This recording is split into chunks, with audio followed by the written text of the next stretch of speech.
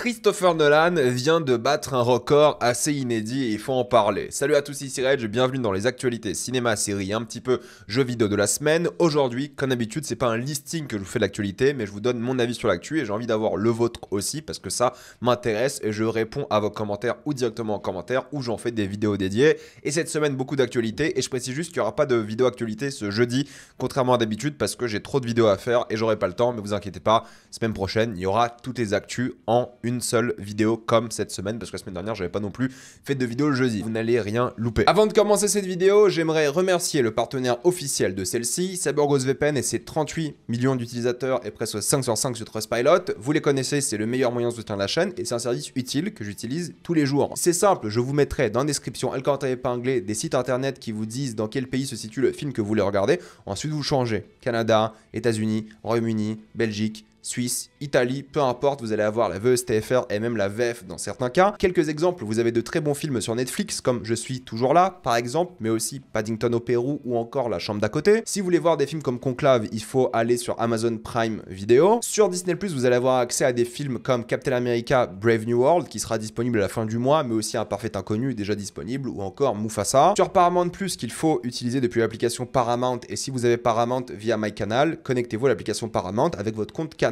Et vous avez accès à des films comme Gladiator 2, vous avez accès à des films comme Sonic 3 ou Better Man. Sur HBO Max, parce que oui, le nom a encore changé, si vous avez accès à HBO Max avec Canal, la même chose. Vous allez sur l'application HBO directement et vous avez accès à plein de films dès la fin du mois aussi, comme Mickey 17, The Brutalist est déjà disponible, Queer est excellent et Companion sont déjà disponibles aussi. Pour les gros consommateurs de YouTube, vous avez YouTube Premium pour beaucoup moins cher. Suffit de prendre un pays où c'est moins cher de l'Union Européenne parce que c'est plus simple d'après moi, comme la Roumanie et la Bulgarie. Ensuite, vous changez. Il y a encore des tutoriels qui vous disent comment faire et ça marche sur plein d'autres abonnements comme Letterboxd Patron qui sera pour moins cher. Vous serez en bien plus grande sécurité avec un VPN que ce soit sur la Wi-Fi de l'université, de l'aéroport, de l'hôtel ou même de chez vous. Vous pouvez partager un compte avec 7 personnes au total. C'est disponible sur tous vos appareils préférés et c'est super simple d'utilisation. Vraiment, tout le monde peut le faire sans aucun problème. Vous pouvez essayer par vous-même car vous êtes satisfait ou remboursé sous 45 jours et vous avez une assistance technique en français 24h7. Utilisez le lien dans la description, le commentaire épinglé afin de vous abonner à CyberGhost VPN et bénéficier de 83% de réduction plus 4 mois gratuits. Foncez sur l'offre. La première actualité de la semaine concerne le casting du film Hunger Games Sunrise on the Reaping. Si je dis pas de bêtises, corrigez-moi si j'ai tort, mais le livre est sorti là en mars-avril et l'adaptation cinéma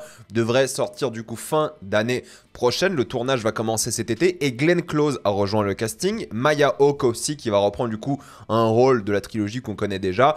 Et évidemment, c'est Ralph Fiennes qui va jouer le président Snow.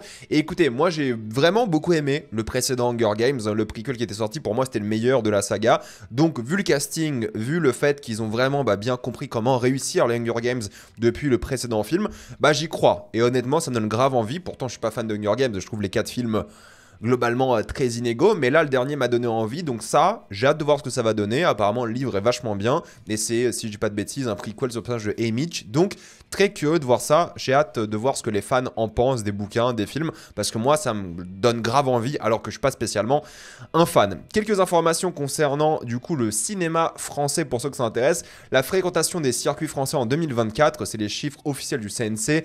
Pathé 35 millions, CGR 21 millions, UGC 20 millions, Kinépolis 6 millions, Cinéville 6 millions aussi, Mégarama 6 millions, MK2 3 millions. Je crois que des MK2, il n'y en a qu'à Paris, donc ça influence évidemment beaucoup, parce qu'on le voit ici, le nombre de circuits implantés en France, Pathé 77 sites, CGR 74, UGC 51, je m'attendais à plus. Honnêtement, concernant UGC, je pensais que UGC était plus présent que CGR, mais je pense que c'est ma mentalité de citadin. Pour le coup, Mégarama 28, Cinéville 20, Kinépolis 18, MK2 12. Ouais, ils sont peut-être quasiment tous à Paris, si je dis pas de bêtises, pour le coup. Ça fait longtemps que je suis pas allé à MK2. Et ensuite, on a les 3 premiers exploitants français.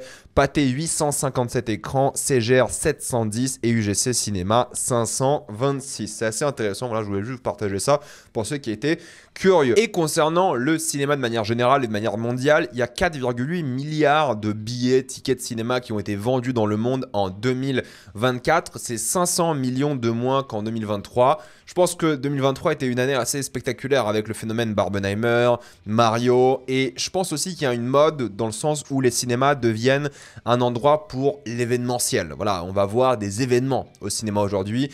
Rares sont les gens, mis à part les cinéphiles, qui vont voir des petits films, même s'il y a toujours des exceptions évidemment, mais on voit qu'il y a une sorte de mode qui fait que maintenant le cinéma, avec toutes les catégories de luxe, l'IMAX et tout, devient peut-être réservé pour voilà, les vraies sorties, pour aller voir des gros films et des choses comme ça. Mais il y a aussi une vraie concurrence d'après moi, les jeux vidéo, TikTok, le streaming, le prix aussi qui reste compétitif par rapport à d'autres divertissements pour le coup, mais ça reste quand même cher quoi. Quand tu dis que tu peux acheter un jeu vidéo 50 balles ou aller voir un film pour 20 balles, bah pour beaucoup le choix est vite fait. Donc ça reste quand même un truc qui est je dirais pas forcément familial, mais qui concerne de plus en plus, d'après moi, les événements.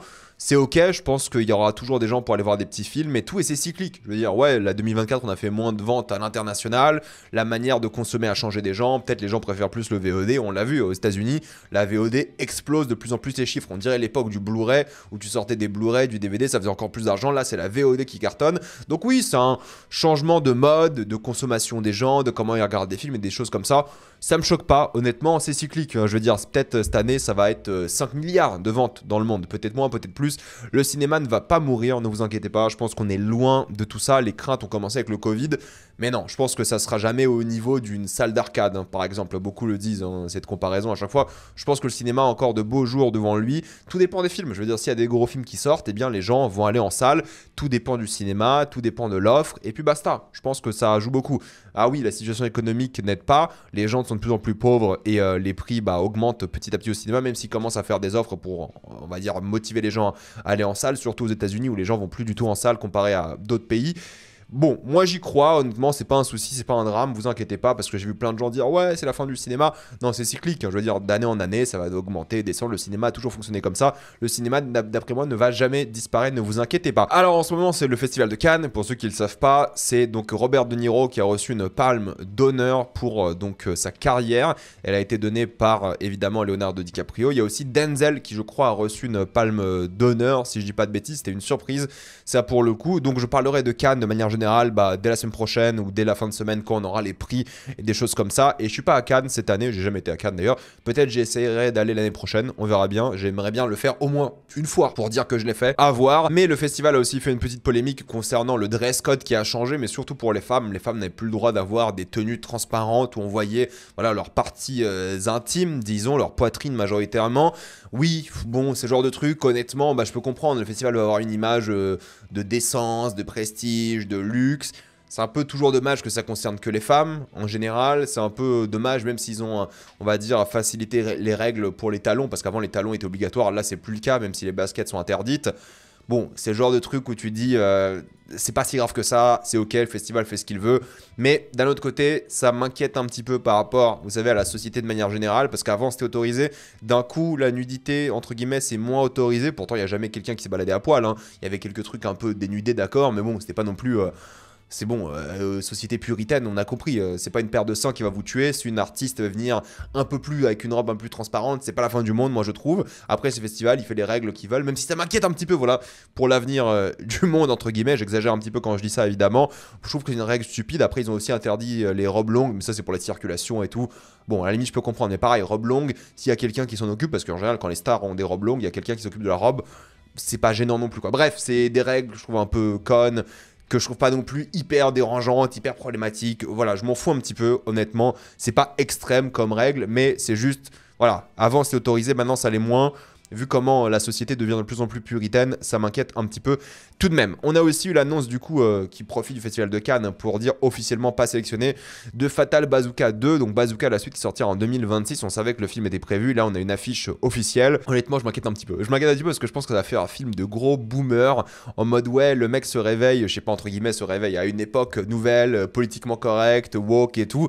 Je pense que ça peut être le film le plus ringard de tous les temps et le plus inintéressant. Mais à voir ce que ça va donner. Ça peut être très drôle aussi, ça dépend comment il gère, mais Michael Youn a changé, hein. En 15 ans, Michael Youn est beaucoup moins contestataire, disons, il est beaucoup moins pertinent n'est pas le terme que je veux utiliser, mais il est beaucoup moins contre le système, ce qui était quand même assez rigolo avec Fatal à l'époque. Là, il est beaucoup plus gentil, beaucoup peut-être plus âgé, et du coup, il s'est rendu peut-être un peu plus chiant. Donc, à voir si Bazooka marcherait dans la société d'aujourd'hui sans avoir l'air d'être un gros réac à la con. On verra, je suis curieux. Tout de même, moi j'ai bien aimé Fatal pour ce que c'est à l'époque. Ensuite, on a aussi encore un truc avec Michael Youn, c'est l'annonce de certains Lem Chauve. D'ailleurs, ils sont venus chauves au festival de Cannes. C'est un peu la honte hein, quand tu vois genre Tarantino qui est là avec eux, qui prennent une photo, deux mecs avec des prothèses et une comédie populaire de merde. Enfin, tu vois ça, tu dis, c'est dommage que ces films de merde comme ça là donne une si mauvaise image du cinéma français, quoi. Parce que ces trucs de merde là que personne va voir, hein. Qui va voir cette merde? Non mais sérieusement, qui va voir cette énorme bouse? 3-4 comédies populaires de merde donnent cette mauvaise image au cinéma français. C'est comme ça, voilà, qu'est-ce que je vous dise, c'est comme ça, c'est de la merde, on n'ira pas le voir, c'est sûr, ça m'intéresse pas, je verrai, si j'ai peut-être envie de me faire de l'argent, j'irai le voir, mais c'est quoi cette merde? Non mais honnêtement, c'est quoi encore cette merde? N'allez pas voir ça, s'il vous plaît. Richard Linklater, son prochain film Blue Moon sortira en octobre aux États-Unis avec Ethan Hawke, Margaret Qualley, Andrew Scott, Bobby Cannavale. Ça m'intéresse, pourquoi pas, moi j'aime bien Richard Linklater donc je suis curieux de voir ce qu'il va proposer ici. Il y a eu quelques bandes annonces avec par exemple Chien 51, la bande annonce dans un Paris plus ou moins futuriste de Cédric Jiménez. Moi j'aime bien hein, ce qu'a fait Cédric Jiménez récemment, pourquoi pas, ça peut être divertissant, ça peut être cool. Cependant, le côté futuriste, j'ai un peu du mal à le voir, ça fait vraiment un film d'action cheap quand tu vois la bande annonce, mais bénéfice du doute parce qu'en vrai en termes d'action, Bac Nord c'était sympathique, donc pourquoi pas, à voir. Il y a eu aussi la bande annonce de Americana avec Sydney Sweeney, Paul Walter Hauser qui avait l'air d'être une sorte de film à la frère Cohen, vous savez, satirique, un peu sombre, comique. À voir ce que ça donne, pourquoi pas, ça peut être sympa aussi. Nobody 2, faut savoir que moi, Nobody 1, j'avais pas du tout accroché, j'avais pas du tout aimé, je trouvais ça vraiment bancal et inintéressant. Là, Nobody 2 a changé de réalisateur. Là, ça a l'air vachement mieux, pour le coup, ça a l'air bien plus intéressant en termes d'action, d'histoire, de concept. Ça sort en août, si je dis pas de bêtises, en France. Pourquoi pas, pour le coup, Nobody 2 m'intéresse un petit peu, contrairement au premier que j'avais pas forcément aimé. On a aussi la première image de Paper, vous savez, le spin-off entre guillemets de The Office. Ça va reprendre les codes de The Office. Ça sort en septembre sur Peacock. Donc chez nous en France, on ne sait pas encore quel sera le distributeur ou en Europe de manière générale parce que je crois qu'il y a Peacock nulle part en Europe. Et donc ça peut être intéressant. J'ai hâte de voir la première bande-annonce. J'aime bien l'acteur et les acteurs de manière générale. Moi, si on me retape un nouveau The Office voilà, en 2025, pourquoi pas, ça peut être intéressant, ça peut être cool à voir ce que ça va donner. Mais c'est pas un reboot de The Office, c'est un truc différent qui s'appelle The Paper, même si en théorie c'est une sorte de soft reboot. On a aussi du coup l'annonce du prochain film de Daniel Day-Lewis qui va sortir en octobre aux États-Unis. Encore une fois, on n'a pas de date française et pas de distributeur français pour l'instant. Anemone, ça s'appelle. C'est donc un film qui a fait sortir Daniel Day-Lewis de sa retraite. Pourquoi? Parce que c'est son fils, le réalisateur, et c'est pour ça qu'il a décidé de rejouer dans un film. Et pourquoi pas? De toute façon, on va aller voir tous les films avec Daniel Day-Lewis, c'est évident. Il y a aussi l'affiche que j'ai beaucoup aimée de 28 ans plus tard qui est sortie là cette semaine avec voilà une affiche que j'aime parce que ça fait champignon atomique on dirait et en même temps ça fait un crâne. Voilà, moi j'ai hâte de voir le film, je vous en parlerai quand il sortira et je ferai une critique évidemment des 3 films comme j'ai fait pour Mission Impossible cette semaine. Et oui, la vidéo sur Mission Impossible des 8 films sort cette semaine évidemment. On a aussi l'annonce de Spring Breakers 2 qui a été faite et ça a l'air pas mal. Spring Breakers 1, moi j'ai bien aimé, c'est un film intéressant qui avait une approche assez spéciale à cet événement du fameux Spring Break américain qui parlait de plein de choses différentes. Voilà, j'ai pas envie de trop de spoiler pour le coup, mais c'était cool. Et là, je sais pas dans quelle direction ça va aller. Le casting est différent, je crois que même la réal est différente. Bref, tout a changé à voir, mais je suis très curieux de voir comment ils vont faire ça. Contrairement à la soupe aux choux 2 qui est prévue, oui, c'est officiel, la soupe aux choux 2 va sortir. Pourquoi, comment, je ne sais pas, ça ne m'intéresse pas, n'allez pas voir ça. S'il vous plaît, on n'a pas encore d'annonce plus que ça, mais ça n'intéresse personne et ça ne devrait même pas exister. L'adaptation au jeu vidéo de Riders Republic va se faire, c'est confirmé. Ils ont même des réalisateurs, c'est Adil El Arbi et Bilal Fallah, donc les Belges qui ont fait beaucoup d'œuvres, hein, les 2 derniers Bad Boys par exemple. Ils devaient faire le fameux Bad Girl qui a été annulé par Max. Why not? Pourquoi pas? Ça peut être cool, hein, voilà, film de sensation forte, adapté de jeu vidéo juste pour l'adaptation de jeu vidéo, on s'en fout, hein, c'est un film de moto, de snowboard, voilà, ça peut être cool, pourquoi pas. Ils ont la sauce pour le coup. C'est 2 réals que moi j'aime bien, donc je suis carrément chaud. Cosmo Jarvis va jouer Staline, vous avez bien entendu, Joseph Staline dans un biopic appelé Young Staline, adapté du bouquin éponyme. Pourquoi pas, je trouve pas que c'est un grand acteur, mais il le fait un petit peu, Staline, je trouve. Je pense que ça peut carrément le faire, donc ouais, why not? Si c'est intéressant, si c'est bien, si c'est divertissant, moi je suis carrément chaud. La Passion du Christ 2 s'appelle officiellement The Resurrection of the Christ. Le film sera normalement en 2 parties. Le tournage commence cet été. C'est Mel Gibson qui réalise, avec évidemment Jim Caviezel qui sera de retour. Moi j'aime bien La Passion du Christ, hein. Je trouve que c'est un très bon film. Ça sera peut-être pas en araméen pour le coup celui-ci, à voir ce que ça va donner, il est pas sûr, hein, parce que araméen il a peur que ça floppe, vu le niveau de sa carrière aujourd'hui, vu qui il est aujourd'hui. Mel Gibson il a peut-être besoin de faire ce film en anglais pour qu'il se vende, il est pas encore sûr, on verra ce que ça va donner. Apparemment, vu l'interview qu'il a donné chez Joe Rogan que j'avais écouté, bon Mel Gibson il est complètement fou, hein. Il est anti-science, anti-vax, conspirationniste, il est complètement taré, il est dans ces trucs catho, évangile à fond, mais délire sectaire, hein. Encore une fois, quand les gens entendent que je dis ça, j'ai rien contre les cathos et les religieux, j'ai quelque chose contre les gens qui sont trop dans cet évangile, qui commencent à justement vivre leur vie par rapport à ça et qui impactent la vie des autres. Voilà, votre religion, si elle n'impacte personne de manière concrète, il n'y a aucun problème. Moi, je respecte et j'ai envie de vous protéger de manière religieuse aussi, j'ai envie de protéger la liberté de culte. Mais quand c'est des fous furieux comme Mel Gibson, et on le connaît Mel Gibson hein, depuis 20 ans, c'est dommage, hein, pourtant, mais en tant que réalisateur, il est génial, il n'y a rien à dire hein, de ce point de vue-là, même si son dernier film là, a été une énorme catastrophe. Là, pourquoi pas, il veut faire un truc un peu barré, LSD, aux enfers et tout. Why not? Encore une fois, bénéfice du doute, ça peut être bien. Rambo est confirmé pour une origin story. Alors, ça, je comprends pas, quoi. Je comprends vraiment pas pourquoi une origin story à Rambo, quand tu connais la saga, mais allez, pourquoi pas. Rambo origin story, Stallone, peut-être, sera de retour dans une forme ou une autre, on verra bien, mais ce sera le réalisateur de Sisu qui va se coller à la tâche, Yalmari Elander. Pourquoi pas? Moi, Sisu, j'avais pas aimé, on va voir ce que ça donne le deuxième Sisu, mais un film Rambo va de nouveau sortir en mode prequel origin story. Scarlett Johansson a donné une interview que je trouvais assez intéressante, j'ai envie d'en parler juste rapidement. Elle a dit qu'après avoir fait Lost in Translation et qu'elle était jeune et belle, elle était beaucoup exploitée au début de sa carrière. Elle se sentait comme ça.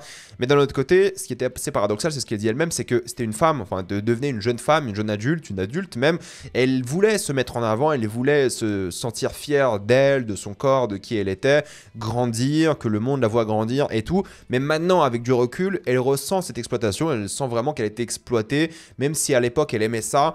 Elle trouve pas ça juste aujourd'hui, et parce qu'on lui donnait que des rôles de la petite copine, de la femme dans l'adultère, des choses comme ça. Du coup, elle n'était pas spécialement fan, et elle comprend avec le recul que c'était peut-être un problème, mais c'est vrai qu'à l'époque, ça l'a pas marqué, choqué plus que ça. Et je trouve que c'est intéressant parce qu'il y a plein de femmes à l'époque qui ont vécu ça, beaucoup d'actrices pour le coup, qui étaient exploitées par rapport à leur corps, par rapport à leur âge, par rapport à leur physique de manière générale, qui pensaient que c'était des opportunités qui étaient intéressantes et tout. Mais au final, avec le recul, surtout que maintenant, elle s'est clairement détachée de ce genre de rôle depuis très très longtemps, et bien elle a compris que c'était pas exactement la meilleure chose pour elle, de manière, on va dire, presque philosophique, quoi. De manière carrière, ça l'a aidé, hein, ça a beaucoup fonctionné pour elle, elle a cartonné depuis, mais elle se sentait quand même exploitée, et c'était pas très sain peut-être avec ce fameux recul, et je trouvais ça intéressant comme argument, mine de rien. L'Odyssée de Christopher Nolan va battre un record qui n'a jamais été battu avant. Ça sera le premier film de l'histoire des blockbusters à être filmé intégralement en IMAX. Alors ça va être un débat que je vais vite éteindre, et j'en ferai une vidéo bien plus longue et plus précise, parce que c'est une vidéo que j'ai envie de faire depuis longtemps tout de même. En gros, pour faire simple, l'Odyssée sera filmé en IMAX pellicule, tout le film. Normalement, vous savez, un film IMAX, il va alterner entre guillemets du 70 mm ou du scope, donc le format on va dire 2.35, un format 1.90, 1.43 durant certaines scènes. Je crois que Dune 2 par exemple qui était filmé en 1.43 avait 15% des scènes en 1.43 pour le coup. Donc je crois aussi qu'Oppenheimer c'était 40% des scènes en 1.43. Là l'Odyssée sera intégralement filmé au format IMAX. Tout le film sera avec ce format. Je trouve ça assez intéressant, assez problématique aussi d'un certain point de vue, parce qu'en fait, du coup, le film sera pensé avec l'IMAX en tête. Vu que toutes les scènes seront faites en IMAX, il sera pensé avec l'IMAX en tête. Sauf que du IMAX 1.43, ça n'existe même pas en France. Il y a une salle en France à Montpellier qui le fait, il y a une salle en Belgique, il y a une salle, non, 2 salles au Royaume-Uni, et de l'IMAX pellicule qui diffuse ça en Europe, il n'y a qu'une salle à Londres, le BFI de Londres. Quelques salles dans le monde. Pour Sinners, il y avait 10 salles dans le monde qui diffusaient Sinners en 1.43 pellicule, en sachant que le film a été tourné en pellicule, mais uniquement certaines scènes en pellicule. Donc pour vous dire, là, ça sera l'intégralité du film. Et pourquoi est-ce que c'est important? Parce que la majorité des films, c'est Nolan qui a tous les records. À chaque fois, c'était 40% pour Oppenheimer, The Dark Knight 25, je sais plus, j'ai plus les chiffres en tête, je vous dis des chiffres comme ça. Peut-être Oppenheimer, c'était beaucoup plus. Hein. Mais là, ça sera l'intégralité l'intégralité du film en IMAX. Donc pour voir ce film comme il a été pensé, prévu, vous êtes un peu dans la merde. Et je dis vous, mais moi aussi. Parce qu'en gros, il sera pensé pour l'IMAX et des salles IMAX. Bah, il n'y en a pas. Il n'y en a pas. Et des salles IMAX pellicule, il y en a encore moins. Des salles IMAX en 1,43, il n'y en a quasiment pas. Donc en gros, il faudra aller voir le film pour voir toute l'image. Au moins dans une salle IMAX 1,43, Montpellier, Bruxelles par exemple. Si vous voulez le voir en pellicule, là vous êtes dans la merde. Donc voilà, c'est tout ce que je voulais dire par rapport à ça dans cette actualité. Mais je vous prépare une vidéo sur ça, sur ce sujet-là, de manière bien plus longue. Parce qu'en fait, j'ai envie de comparer d'un point de vue esthétique, d'un point de vue artistique, d'un point de vue de la narration, l'impact de l'IMAX. Parce qu'en réalité, oui, même si vous voyez le même film, soyons d'accord, vous voyez le même film, voilà, que ce soit en classique ou en IMAX, il y a des plans qui ne racontent pas la même chose. Donc, est-ce que vous voyez le même film toujours ? C'est une bonne question à se poser et c'est une question à laquelle je vais essayer de répondre dans une vidéo. J'espère la sortir en juin parce qu'à la base, je voulais faire une vidéo sur Dune 2 par rapport à ça. Parce que Dune 2, il y a plein d'extraits, plein d'images, on peut comparer. Mais là, je vais le faire autour de Nolan avec sa carrière et aussi l'Odyssée. Mais c'est un vrai problème. Je pense que c'est un vrai problème, c'est un vrai souci. Et c'est bien à la fois et c'est très bien de pousser l'IMAX et de faire des choses de plus en plus impressionnantes avec ça. Mais d'un autre côté, personne n'y a accès, quoi. Même aux États-Unis, il y a peu de salles qui ont accès à ça, au bon format et tout. L'IMAX, globalement, c'est l'arnaque, quoi. Disons les choses. Quand ton film, il est filmé en 1,43, mais toi, tu vois que du 1,90, autant le voir en cinéma classique. Tu vois, c'est pas passer du scope au 1,90 qui a fait un impact. Par contre, passer du scope au 1,43, là, l'impact est colossal. Hein. Donc, bref, on en reparlera en vidéo dédiée, pour le coup, une grosse vidéo que je ferai bientôt. Et pour ceux qui me disent non, mais Avengers Endgame a été filmé intégralement en IMAX, ce n'est pas techniquement vrai parce que filmer en IMAX numérique, honnêtement, c'est pas du vrai IMAX, entre guillemets. Hein. C'est-à-dire qu'il n'y a aucune contrainte, entre guillemets, encore une fois, c'est pas la même chose. Tout le monde peut filmer en IMAX numérique. Tu prends une caméra certifiée IMAX, que tu peux toi-même acheter. Hein. Dans le marché, ça coûte 4-5 000 balles pour la moins chère. Tu peux l'acheter et tu peux dire, je filme en IMAX. Sauf que non, c'est pas ça le vrai IMAX d'après moi. Et c'est ok de filmer avec du fake IMAX, du l'IMAX, entre guillemets, des choses comme ça, c'est tout à fait ok.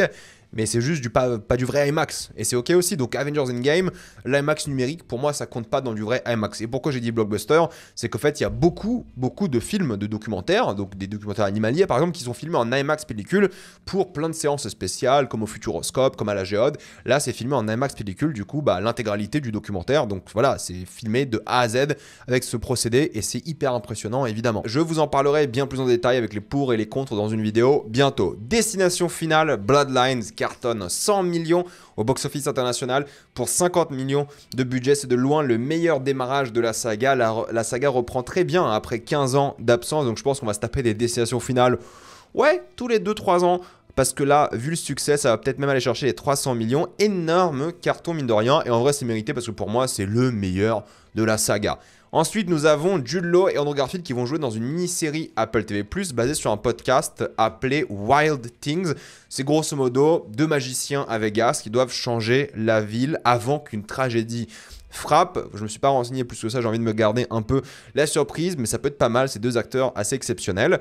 F1 a le droit à une nouvelle bande-annonce, hein, c'est la 2e, le film sort dans 1 mois, je pense que les attentes sont assez hautes pour ce film, et ouais, ça me donne envie. C'était marrant parce que chaque bande-annonce qu'on a vue était différente de la précédente, donc tu sais pas trop c'est quoi la vibe totalement du film, donc c'est ça qui me donne un petit peu envie, ça peut être vachement bien, on en parlera évidemment de le 21 juin si je dis pas de bêtises, ou le 28, je sais plus exactement.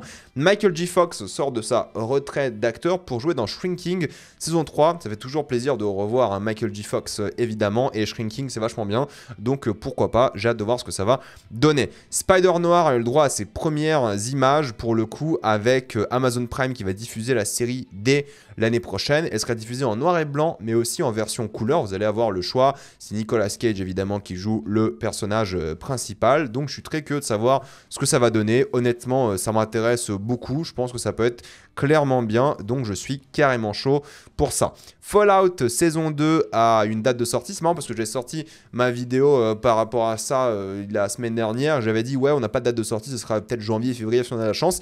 Non, ça sera décembre, au final décembre pour la saison 2 à New Vegas évidemment, et la série a aussi été renouvelée pour une 3e saison, donc j'ai très hâte de voir ça aussi. Un spin-off sur Prime Video avec Creed a été confirmé. Alors on ne sait pas si Creed sera dedans, mais en tout cas Michael B. Jordan est producteur exécutif de l'œuvre, mais ça va s'appeler Delphi et ce sera du coup l'histoire de jeunes boxeurs dans le même gymnase qui vont essayer de devenir justement des stars et des combattants hors pair. Chez Netflix, ça avance côté Gears of War, ça fait longtemps que ce projet est en cours, mais visiblement là ils sont en train de rechercher un réalisateur. Il faut savoir que David Leitch, vous savez Bullet Train par exemple, est en compétition pour être le réal du film. Jon Spaihts qui a donc scénarisé Dune par exemple est toujours sur le projet.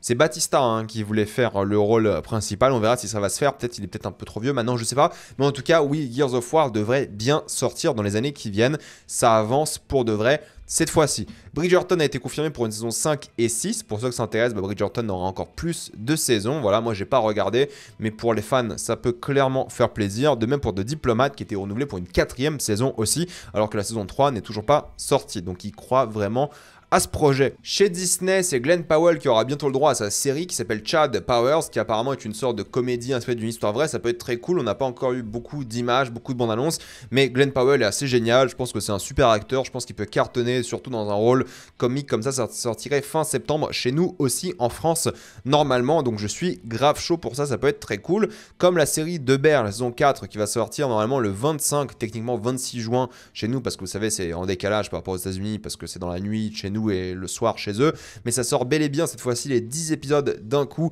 et à ce moment-là, pourquoi pas. Écoutez, moi je suis fan de The Bear, la saison 3 m'avait un tout petit peu déçu, donc j'ai hâte de voir la 4e, ce que ça va donner, comment ils vont gérer tout ça, ça peut être clairement bien.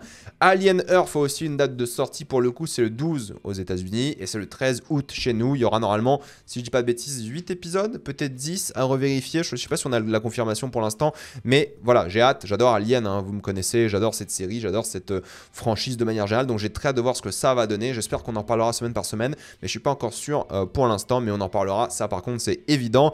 Kristen Ritter sera évidemment de retour dans Daredevil saison 2, voilà, c'est confirmé, officiel. Son personnage sera bel et bien là, pourquoi pas, même si j'ai pas du tout aimé la saison 1.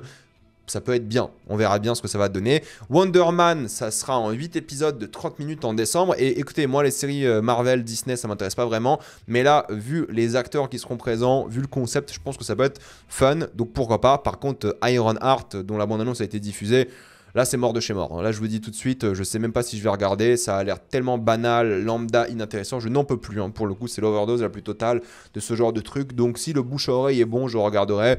Sinon, je ne regarderai pas. Désolé. Et Marvel a bien confirmé que le plan maintenant, c'est bel et bien de faire 3 films par an, 2 séries live, enfin 1 à 2 séries live et 2 séries d'animation. On va voir ce que ça va donner parce que si c'est des Ironheart, même si c'est bien, honnêtement, je m'en tape totalement.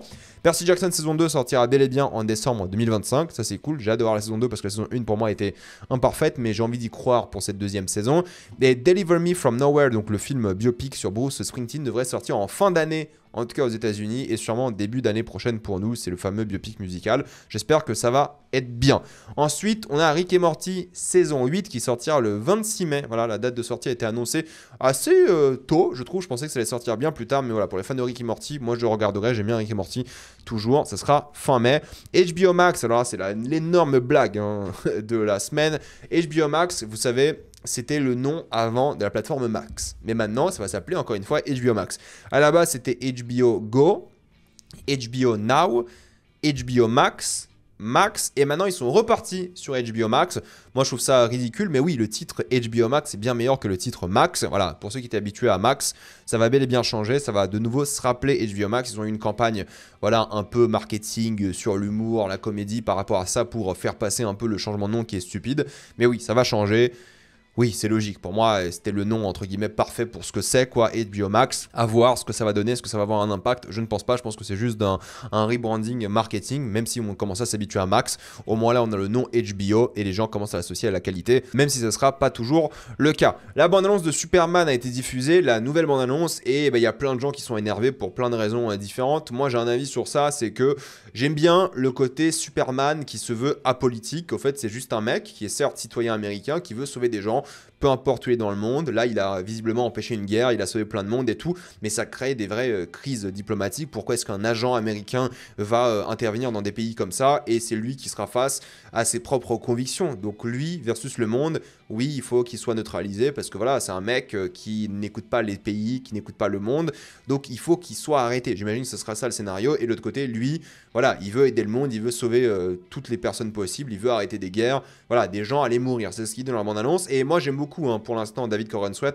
j'aime beaucoup le fait qu'il soit bien plus émotif que le Henry Cavill ou que beaucoup de personnages qu'on a vus dans la saga Superman, hein, surtout des acteurs qui jouent Superman. J'aime bien qu'il soit vraiment investi dans le fait de vouloir sauver des gens. J'aime bien le côté SF de l'œuvre, j'aime bien le côté émotion qu'il a l'air d'avoir. Il y a plein de choses que j'aime bien. Cependant, j'ai encore du mal avec la photo. Je trouve que la photo fait presque un peu téléfilm. Non pas la qualité de la photo. La qualité de la photo est bien. On voit bien les reliefs, les contrastes et tout. Mais je sais pas pourquoi ils ont choisi cet éclairage très blanc. Il y a plein de gens qui disent ouais, c'est les chefs-op de Flash et tout.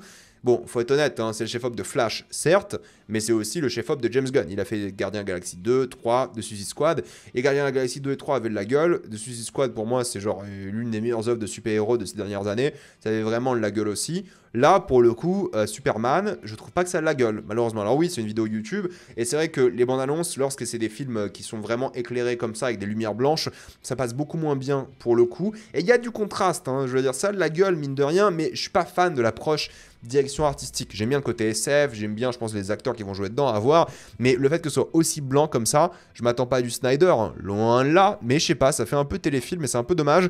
À voir lorsque le film sortira, si ça passe, ça passe pas. Je suis curieux de voir la qualité de l'œuvre. Moi, c'est un projet que je défends, depuis un moment déjà. Je pense qu'il serait vraiment bien, j'y crois à fond. Donc je reste optimiste, je pense que James Gunn ne va pas nous décevoir, quitte à faire un Superman plus adolescent, plus jeune adulte, parce que Superman c'est universel, c'est pas fait que pour les adultes. Moi j'y crois un petit peu, la bande-annonce m'a donné envie, les gens qui aiment Superman, moi le chien me dérange pas, au contraire je le trouve assez mignon, il est plutôt cool, les méchants ont l'air bien aussi.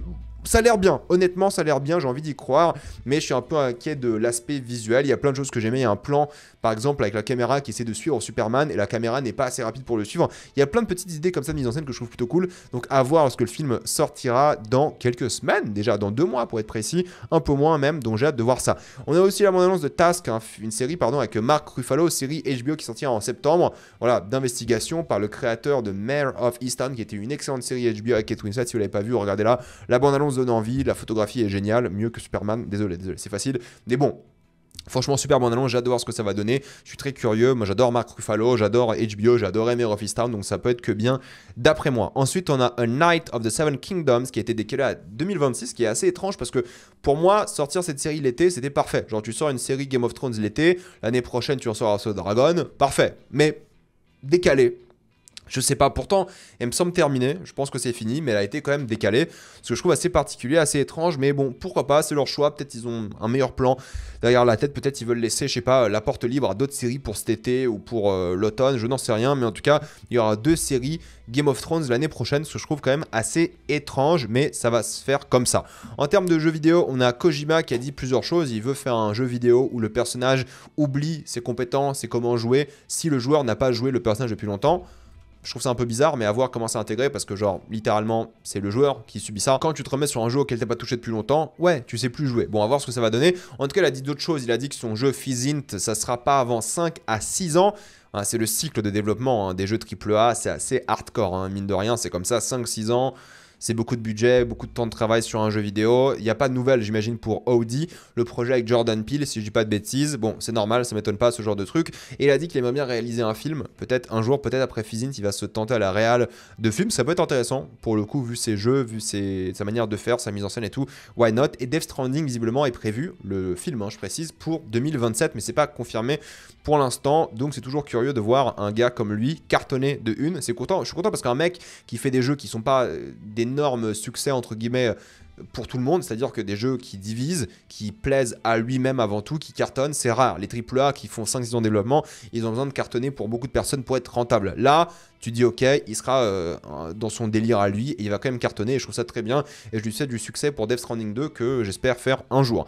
La Switch 2 aura un mode où tu pourras charger ta batterie jusqu'à 90% pour empêcher la détérioration de la batterie, ce que je trouve vraiment très bien et c'est une très bonne chose que vous devez activer sur vos téléphones, vos voitures même maintenant. Donc je trouve ça vraiment cool et une bonne chose qui d'après moi devrait être la norme. James Earl Jones est de retour dans Fortnite et oui, la voix de l'acteur décédé de Dark Vador est dans Fortnite grâce à l'IA générative. Écoutez, moi je trouve ça cool le fait qu'on puisse parler à une IA littéralement. C'est trop stylé quoi, dans un jeu multi comme ça s'inspire de ce que tu dis, ça utilise plein de choses extérieures, je trouve ça vraiment cool, vraiment stylé, la technologie c'est incroyable, je trouve ça vraiment ouais, badass et en même temps intéressant, technologiquement poussé, c'est cool, c'est vraiment cool de tenter ce genre de choses. Maintenant, moi j'ai une opinion sur ça, je me dis, quand les acteurs meurent, j'ai envie de les voir mourir. Aujourd'hui c'est comme ça, c'est mon avis, peut-être je vais changer d'avis dans quelques années, mais maintenant... je veux que les acteurs décèdent pour de vrai. Genre, ok, James Earl Jones n'est plus disponible.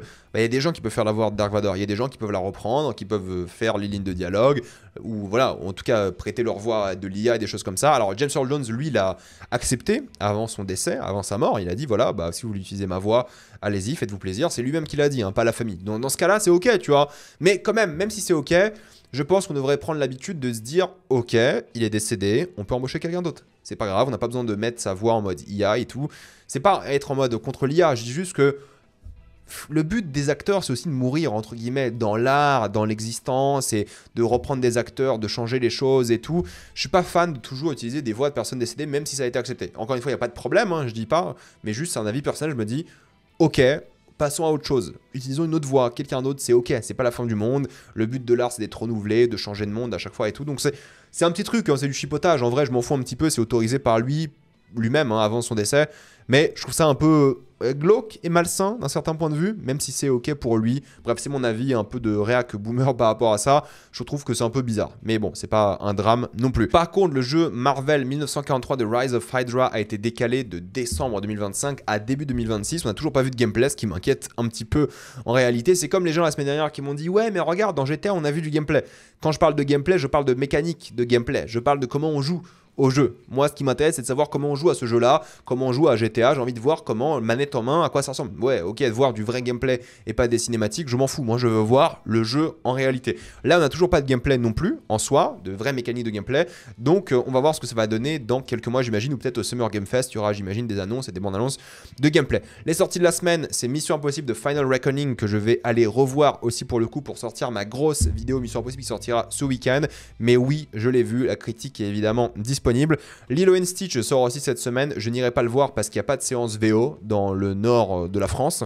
Donc pas de critique pour moi parce que tout simplement je refuse d'aller voir un film en VF et je pourrais pas le voir, du coup j'ai pas envie d'aller voir ce film dans un autre pays comme la Belgique. Je m'en fous un peu de Lilo & Stitch, honnêtement je vais pas me déplacer aussi loin dans un autre pays pour le voir et en faire une critique, surtout qu'en ce moment j'ai beaucoup de vidéos, vous le voyez peut-être, je suis épuisé, je suis mort, cette vidéo je galère un petit peu j'avoue, mais du coup pas de critique de Lilo & Stitch, j'en parlerai en vidéo bilan quand il sera disponible en VOD avec un VPN. Et on a eu su la semaine dernière la sortie de Duster, la série Max pour le coup avec Josh Holloway entre autres et co-créé par J.J. Abrams. Apparemment c'est pas mal, j'essaierai de la regarder. Et puis nous avons la sortie de Sirens, la mini-série Netflix, ça peut être cool aussi, je sais pas ce que ça donne, on verra dès ce jeudi, je sais pas si je regarderai, je verrai un peu le bouche à oreille et les premières critiques. Mais on a aussi le nouveau Guy Ritchie, La Fontaine de Jouvence, qui sortira sur Apple TV+ ce vendredi, voilà, Fountain of Youth, pourquoi pas, ça peut être cool, un film d'aventure sympathique, à voir ce que ça va donner. Voilà, mettez-moi dans les commentaires ce que vous pensez de toutes ces actualités, êtes-vous d'accord ou pas, j'ai envie d'avoir votre avis. Avant de quitter cette vidéo, pensez à utiliser le lien dans la description quand on épinglé afin de débloquer tous les fonds de streaming en toute accessibilité, sécurité avec beaucoup plus d'œuvres, tout ça pour 2,03€ par mois plus 4 mois gratuits,